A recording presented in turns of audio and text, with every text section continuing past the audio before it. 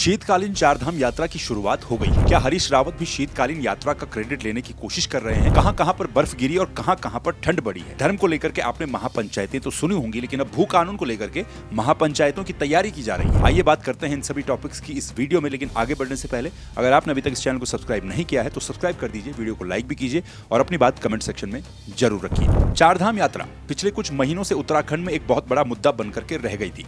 खासतौर पर केदारनाथ उपचुनाव में विपक्ष ने चारधाम यात्रा के मुद्दे को एक बड़ा मुद्दा बनाया और कहा कि इस साल चारधाम यात्रा के मामले में सरकार पूरी तरह से फेल रही। कई सारी अव्यवस्थाएं और यात्रियों की कमी, इन सब चीजों से लोगों की आर्थिकी काफी ज्यादा प्रभावित उत्तराखंड में हुई है, क्योंकि एक बहुत बड़ा तबका उत्तराखंड में चारधाम यात्रा पर ही डिपेंड करता है। हालांकि इस मुद्दे का जनता पर खास असर दिखाई नहीं दिया और केदारनाथ उपचुनाव में बीजेपी को जीत मिली। अब शीतकालीन चारधाम यात्रा की शुरुआत भी कर दी गई है। मुख्यमंत्री पुष्कर सिंह धामी ने पंच केदार के गद्दी स्थल ओंकारेश्वर मंदिर से शीतकालीन चारधाम यात्रा की शुरुआत की है। अब बहुत से लोग ये कहेंगे कि भाई ये शीतकालीन चारधाम यात्रा क्या है, तो समझिए। देखिए, उत्तराखंड के चार धाम हैं: गंगोत्री, यमुनोत्री, केदारनाथ और बद्रीनाथ। 6 महीने तक इन धामों की यात्रा चलती है, जैसे कि आप जानते ही होंगे, और शीतकाल में सभी धामों के कपाट बंद हो जाते हैं। शीतकाल के इन 6 महीनों में इन धामों का प्रवास अपने शीतकालीन गद्दी स्थल पर होता है। जैसे केदारनाथ का शीतकालीन प्रवास ओंकारेश्वर मंदिर ऊखीमठ में होता है, जहां पर दर्शन किए जा सकते हैं।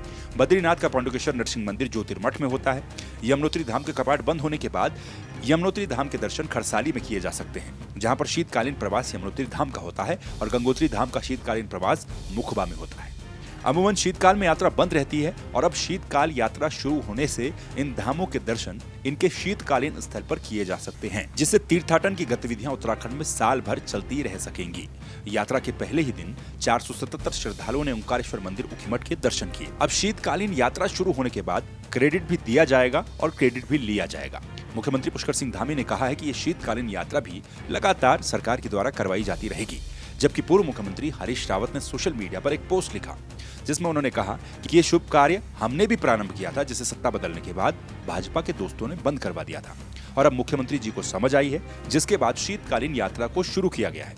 लेकिन इसके लिए जो भी आवश्यक तैयारियां की जानी चाहिए थी, उनके बारे में मैं कहीं पर ज्यादा कुछ सुन नहीं रहा हूं। हरीश रावत ने यह भी लिखा कि सभी चाहते हैं कि शीतकालीन चारधाम यात्रा सफल हो, इसके लिए मैं शुभकामनाएं देता हूं। उम्मीद करते हैं कि उत्तराखंड की शीतकालीन चारधाम यात्रा सफल रहे। उत्तराखंड के पहाड़ी इलाकों पर बर्फबारी के बाद ठंड काफी ज्यादा बढ़ गई। पहाड़ के साथ साथ मैदानों में भी तापमान गिर गया। कई इलाकों में सीजन की पहली बर्फबारी देखने को मिली। रविवार, सोमवार के बाद अब मंगलवार के लिए भी शीत लहर का येलो अलर्ट मौसम विभाग के द्वारा जारी किया गया। चारों धामों में बर्फ की सफेद चादर हमें देखने को मिल रही है। इसके अलावा कई टूरिस्ट प्लेस ऐसे हैं जहां पर बर्फ गिरी है, जैसे औली, हर्षिल, चक्राता, मसूरी, धनोल्टी, केदारकांठा। कुमाऊं की बात करें तो पिथौरागढ़, अल्मोड़ा, बागेश्वर, नैनीताल, इन जगहों पर भी बर्फबारी हुई। इस बर्फबारी से पर्यटकों के चेहरे भी खिल गए हैं। मसूरी में तो करीब 25 सालों के बाद दिसंबर महीने की शुरुआत में बर्फ गिरी है। बाकी आपके यहाँ मौसम का हाल क्या है, कैसा है, कमेंट करके जरूर बताइए। भू कानून को लेकर उत्तराखंड में महारैलियों का दौर देखा गया। आपने देखा हर जगहों पर महारैलियां हुई। उसके बाद भूख हड़ताल करने की कोशिश भी की गई, जो नहीं हो पाई।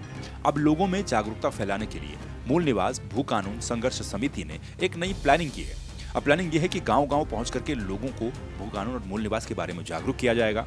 धर्म को लेकर के हुई महापंचायतों की बात आपने पिछले दिनों उत्तराखंड में सुनी होगी, लेकिन अब उत्तराखंड में मूल निवास और भू कानून को लेकर के महापंचायत होगी। 30 दिसंबर को इसकी शुरुआत होने जा रही है। 30 दिसंबर को सबसे पहले कीर्तिनगर ब्लॉक में भू कानून को लेकर के एक महापंचायत बुलाई गई है।